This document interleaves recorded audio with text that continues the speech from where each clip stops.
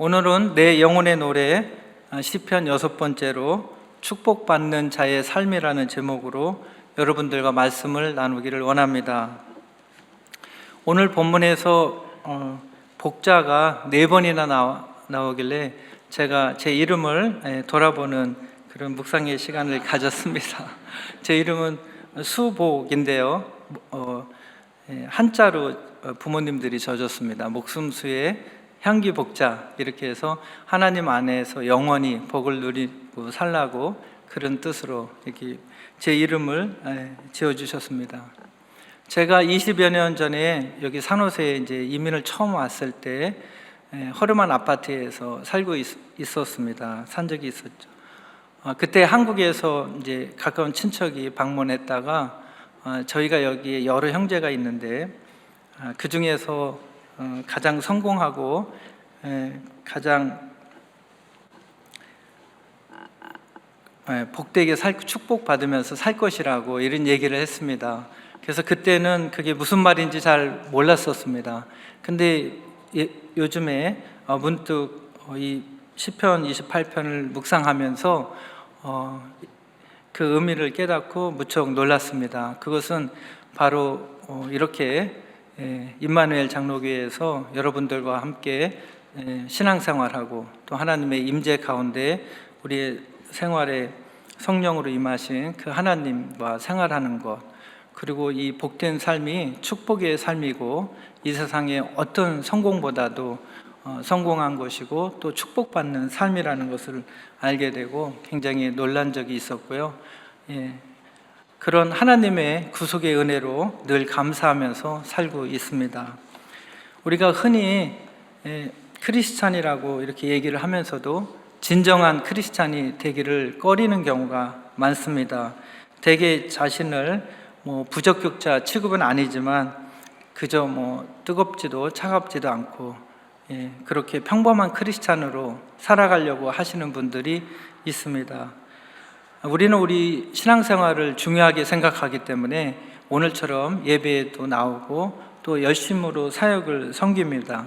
그렇지만 동시에 세상에 나가서는 또 세상의 원리나 또는 법칙에 순응하면서 어떤 때는 타협하기도 하고 어떤 때는 혼합적으로 이렇게 살아가기도 합니다. 우리가 정말 제대로 신앙의 길을 걷는다는 것이 도저히 감당하기가 또 어려운 고난의 길이라고도 생각하시는 분들이 있습니다. 요즘 세상에 어떻게 성경의 말씀대로 그대로 살겠냐고 말씀하시는 분도 있고, 현대 시대에 그렇게 사는 것이 진짜 어려운 일이라고 이렇게 믿고 있는 분들도 있습니다. 그러나 이것은 사실과 다른 믿음입니다. 오히려 여러분들도 아시다시피 이 세상에서 가장 쉬운 것이 크리스찬이 되는 것입니다.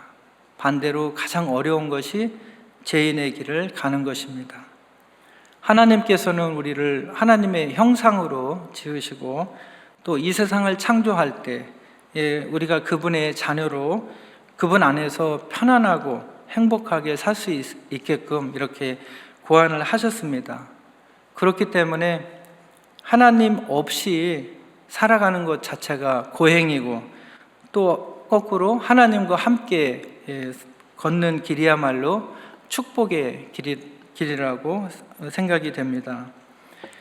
오히려 고생길로 쭉 들어선 사람들은 우리가 아니라 불신자들인 셈입니다. 오늘 시편 128편에서는 축복받은 자의 삶이라는 제목에 맞게 3가지의 메시지를 하나님께서 주고 계십니다.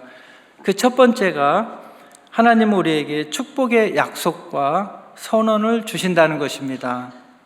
복이라는 말은 본문에 나타난 대로 행복한 상태를 말합니다. 1절에 여호와를 경외하며 그의 길을 걷는 자마다 복이 있다고 말씀하시고, 2절에 내가 수고한 대로 복되고 또 형통하리라고 말씀을 하고 계십니다. 또 마지막 결론 부분에 3개의 선언문으로 마치시는데요, 5절에 너는 평생의 예루살렘의 복을 본다고 하셨고 네 자식의 자식을 볼지어다 라고 얘기를 하고 있습니다. 이것이 결국 행복한 삶, 축복받는 삶으로 결론을 지어지고 있습니다. 한편에는 축복의 약속을 하시고 한편으로는 축복의 선언을 하시면서 우리의 삶이 하나님을 따르는 축복의 체험을 하는 삶이라고 이렇게 말씀하고 계십니다. 하나님께서는 창조 사역을 완성하실 때도 우리 모두에게 복을 주셨습니다. 아브라함에게 창세기 12장 2절에 보면 내가 너로 큰 민족을 이루고 내게 복을 주어 내 이름을 창대케 하리니 너는 복의 근원이 될지라 라고 말씀하셨습니다. 또한 너무도 다양한 방식으로 신앙의 강렬함과 기쁨을 구현했던 다윗에게도 어떤 이스라엘인보다도 풍성한 복을 누리는 그런 사람으로 묘사되고 있습니다. 예수님께서 산상수훈의 서두에서도 신앙인의 삶의 8가지 특성을 얘기하시면서 해당 속성을 심령이 가난한 자는 복이 있다고 하시고 애통한 자는 복이 있다고 하시고 또 온유한 자도 복이 있다고 하시고 화평한 자도 복이 있다고 하시면서 각 사람을 복 있는 자로 공표하셨습니다. 예수님을 따르는 이 제자의 길, 자녀의 길이 어떤 우리의 지위의 하락이나 또는 궁핍한 삶이나 과거보다 몰락한 삶이 아니라는 것을 하나님께서는 성경을 통해서 분명히 말씀하고 계신 겁니다. 하나님께서는 오히려 성령을 통해서 우리에게 생기를 불어넣으시고 기쁨의 삶을 살도록 하고 계십니다. 어제 저는 성경 통독의 삶의 마지막 시간으로 요한계시록을 읽었습니다. 요한계시록에는 정말 천둥소리 같은 그런 메시지로 심판에 대해서 말씀하시면서 또 한편으로는 7교회에 대한 축복의 찬사를 싣고 있었습니다. 이 요한계시록 전체가 하나님의 신비에 관한 복된 계시를 간직하고 있었고 그것을 지키는 우리들은 큰 축복을 받을 것이라는 구조로 되어 있는 것을 발견했습니다. 성경에서 말하는 복이라는 것은 영혼의 내적인 힘입니다. 행복도 거기에서 나오고 축복도 거기에서 나옵니다. 하나님의 성령은 영혼의 외부가 아닌 영혼의 중심부를 보십니다. 결국 하나님께서 말씀하시는 복이라는 것은 하나님이 우리에게 임재하심을 누리는 능력이라고 말할 수가 있습니다. 저희 아내가 15년 전에 암투병을 한 적이 있었습니다. 암이 걸려서 많이 고통스러워하고 또 아이들은 어려서 매일 울기만 하고 설거지할 그릇은 쌓여가고 집에는 불이 꺼져 있는 시간이 많이 있었습니다. 그런 상황에서 그때 당시에 같이 과거에 목장을 지냈던 어떤 분이 작은 액자를 하나 가지고 오셨는데요. 거기에는 데살로니가전서 5장 16절 항상 기뻐하라, 쉬지 말고 기도하라, 범사에 감사하라 이런 내용이 있었습니다. 저희 부부는 그 액자를 받고서 기뻐할 수만은 없었습니다. 왜냐하면 그 고통이 아는지 모르는지 왜 이걸 가져왔을까? 이게 무슨 의미일까? 이 암투병 하는 게 기뻐할 일인가? 감사할 일인가? 이런 생각으로 한때 이렇게 옆으로 비켜놨었습니다. 근데 어느 날 보니까 그 아내가 설거지를 하기 시작했고 설거지하는 앞에 그 액자를 걸어놓은 걸 봤습니다. 그러면서 그 전까지는 구석에서 앉아서 눈물만 훔치던 아내가 하나님 말씀으로 살아나는 것을 보게 됐습니다. 저도 옆에서 보면서 이 어려움을 저렇게 극복해 나가는구나. 모든 것이 감사로 받아들이니까 생명이 다시 살아나는 것을 볼 수가 있었습니다. 이렇게 설거지할 수 있는 것도 감사하고 또 미리 발견해서 치료받을 수 있는 것도 감사하고 또 이렇게 햇빛을 볼 수 있게 걸어가는 것도 감사하고 모든 것이 감사하다고 하면서 그 액자를 가져오신 분에게도 고맙다고 생각했지만 이 말씀으로 사람을 살리는 그 능력을 체험하면서 다시 살아나는 것을 봤습니다. 어떤 분은 저한테 어느 날 갑자기 어떻게 목사가 됐냐고 이렇게 물은 적이 있었습니다. 한 번도 어떻게 해서 그렇게 됐는지 생각을 못하고 있다가 문득 생각이 들었습니다. 우리가 그렇게 어렵고 슬프고 고통받을 때에 하나님께서 그렇게 가까이 와주시고 말씀을 통해서 살아계신 하나님으로 우리의 삶에서 역사하시는 하나님을 체험했기 때문입니다.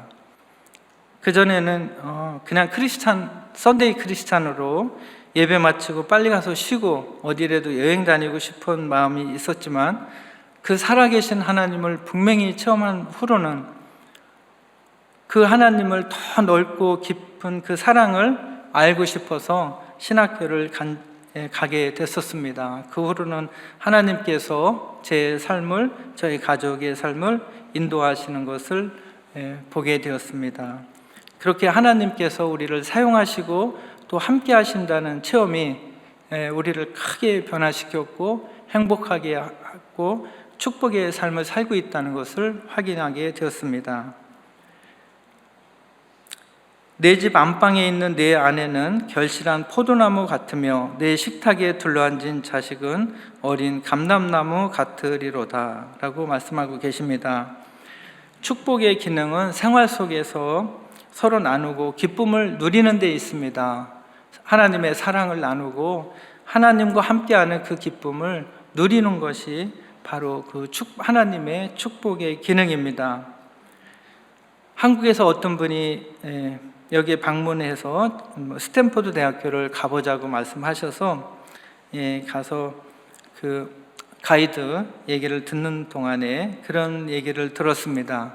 스탠포드 부부가 철도 사업으로 돈을 크게 벌었는데 16살 정도 된 아들이 하나 있었는데 유럽 여행 중에 장치푸스로 사망하는 일이 생겼습니다.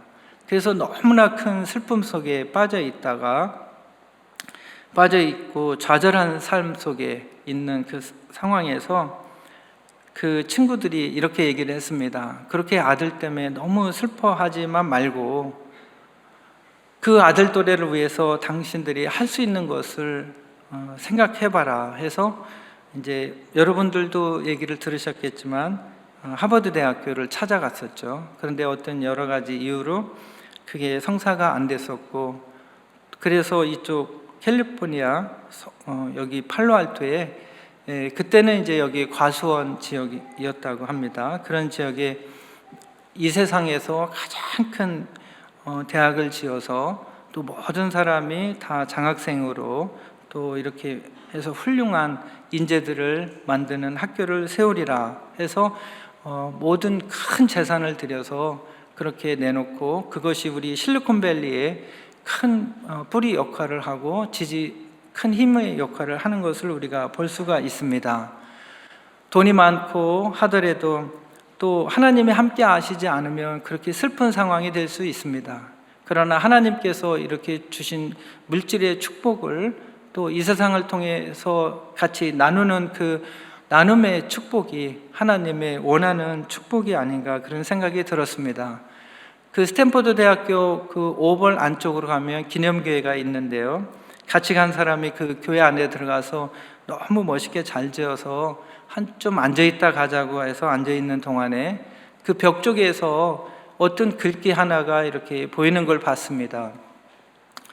약간은 어두컴컴한 데서 그 음각으로 이렇게 새겨진 글귀가 자꾸 저를 이끌었기 때문에 제가 가서 이렇게 봤는데 잘 이렇게 안 보여서 사진을 찍어 갖고 나와서 해석을 해보니까 인간이 가장 어렵고 슬프고 힘들고 고통스러울 때 하나님은 가장 인간에게 가까이 온다. 그리고 하나님도 인간이 가장 고통스럽고 힘들고 하나님을 울부짖며 부르짖을 때 하나님도 인간한테 가장 가까이 온다. 미세스 스탠포드 이렇게 써 있었습니다.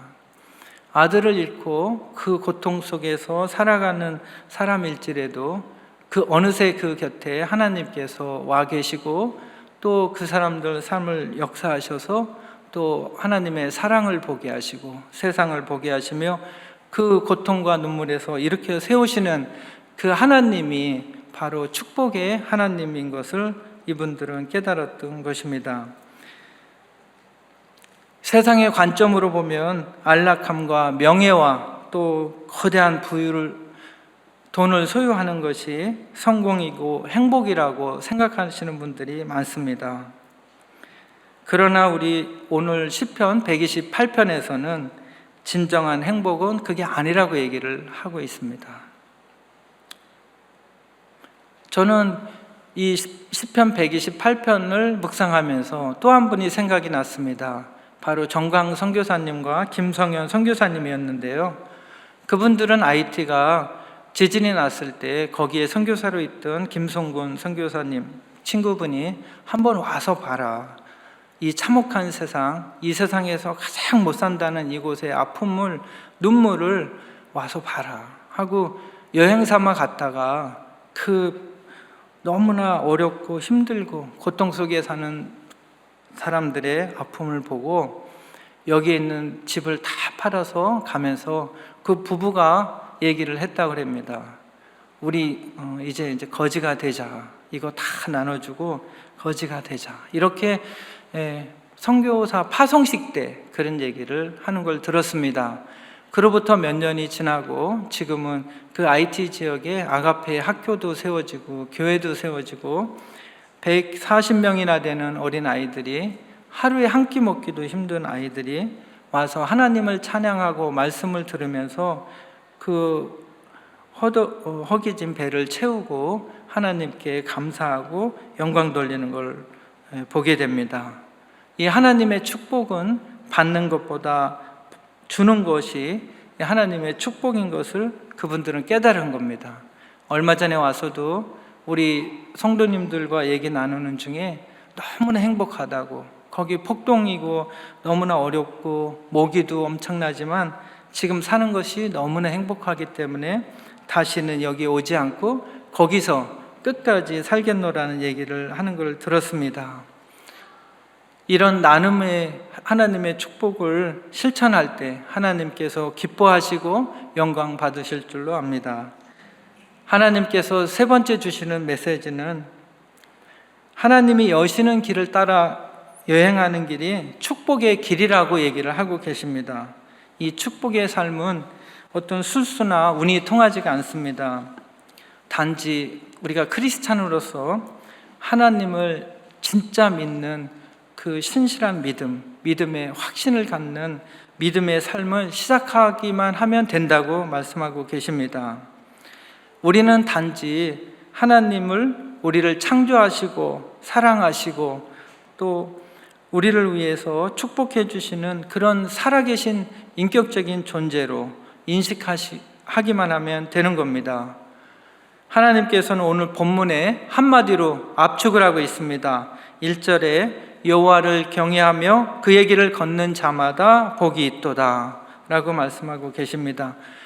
본문의 관심은 우리의 하나님을 대하는 우리의 반응에 있습니다.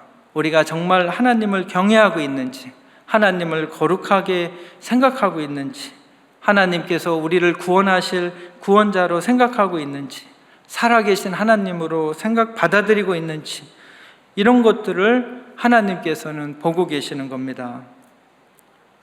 하나님께서는 우리의 심판자일 뿐만 아니라 우리의 삶의 신실한 목격자이시기도 합니다.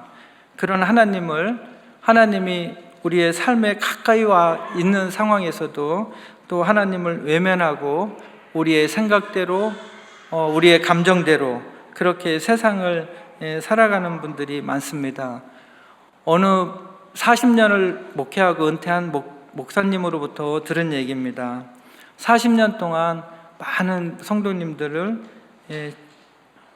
표현할 때 징징거리고 투덜대고 안달하고 조급하고 이런 모습들을 많이 봐왔다고 합니다. 우리가 하나님을 믿으면 하나님께서 가까이 계시고 우리의 삶을 주관하고 계시고 우리의 주권자이시며 우리를 영생으로 인도한 그 하나님을 확신한다면 우리가 그렇게 사람한테 징징거리고 사람한테 투덜대고 사람한테 안달하고 그렇게 할 수는 없을 거라고 생각이 됩니다. 하나님은 우리의 마음을 보십니다. 그리고 우리의 삶을 변화시키기를 원하고 확실한 믿음을 갖기를 원합니다. 시편 28편에 다윗의 시가 있습니다. 여호와는 나의 목자시니 내게 부족함이 없으리로다. 그가 나를 푸른 풀밭에 누이시며 쉴만한 물가로 인도하시는도다. 내 영혼을 소생시키시고 자기 이름을 위하여 의의 길로 인도하시는도다. 하나님께서는 우리의 목자 되시며 하나님께서는 우리의 성령이시며 우리의 주권자이시기 때문에 우리에게 부족할 게 하나도 없는 것입니다. 우리가 슬프고 외로울 때 보이지 않게 다가와서 위로하시고 문제를 풀어주시며 우리가 목마를 때 물가로 인도하시고 내 영혼이 지쳐있을 때 소생하시며 하나님의 이름을 위해서 의의 길로 우리를 인도하고 계십니다. 오늘 본문에서 그의 길을 걷는 자마다 복이 있도다 라고 말씀하십니다. 우리는 하나님이 우리를 지으신 목적을 깨달아야 됩니다. 하나님께서 우리를 지으신 목적과 비전을 깨닫고 그 하나님의 의도하는 삶을 살아가야 할 것으로 생각됩니다. 오늘 본문 128편을 읽으면서 또는 제 설교를 들으면서 이런 생각을 하실 수도 있습니다. 물론 나도 역시 그렇게 생각하지. 그렇게 생각하지 않는 사람이 어디 있겠어. 그렇지만 지금 같은 세상에 어떻게 그렇게 살겠어. 그런 생각을 하는 성도님들도 있을 것입니다. 시편 1편에 다음 같은 내용이 나옵니다. 우리 같이 한 목소리로 읽어보겠습니다. 시작. 복 있는 사람은 악인들의 꾀를 따르지 아니하며 죄인들의 길에 서지 아니하며 오직 여호와의 율법을 즐거워하여 그의 율법을 주야로 묵상하는도다. 그는 시냇가에 심은 나무가 철을 따라 열매를 맺으며 그 잎사귀가 마르지 아니함 같으니 그가 하는 모든 일이 다 형통하리로다. 악인들은 그렇지 아니하며 오직 바람에 나는 겨와 같도다. 그러므로 악인들은 심판을 견디지 못하며 죄인들이 의인들의 모임에 들지 못하리로다. 무릇 의인들의 길은 여호와께서 인정하시나 악인들의 길은 망하니로다. 아멘. 하나님께서 여기에서 분명히 말씀하고 계십니다. 우리가 축복받는 삶을 살 때에는 생명의 소생을 갖고 하나님의 칭찬받는 자녀가 되고 천국을 갈 수 있지만 의인의 길은 멸망하는 길이며 고통의 길이라고 얘기를 하고 있습니다. 누구나 행복하고 복받기를 원합니다. 근데 그리스도 길은 어렵다고 이렇게 섣불리 속단하고 또 그런 것들을 그렇게 살기가 쉽지 않다고 이렇게 말씀하시면서 진정 우리의 행복을 주관하시는 우리의 삶을 주관하시고 하시는 하나님께 시선을 집중시키는 그런 삶을 애써 거부하는 그런 분들이 있을 수 있습니다. 그러나 그것은 분명히 확실하게 잘못 생각하고 계신 겁니다. 하나님의 길을 따라가는 것과 그분의 임재가 있는 곳이야말로 우리가 두고두고 행복을 누릴 수 있는 곳입니다. 그 방법은 의외로 간단합니다. 1절에서 다시 말씀하고 계십니다. 여호와를 경외하며 그의 길을 걷는 자마다 복이 있다고 하고 있습니다.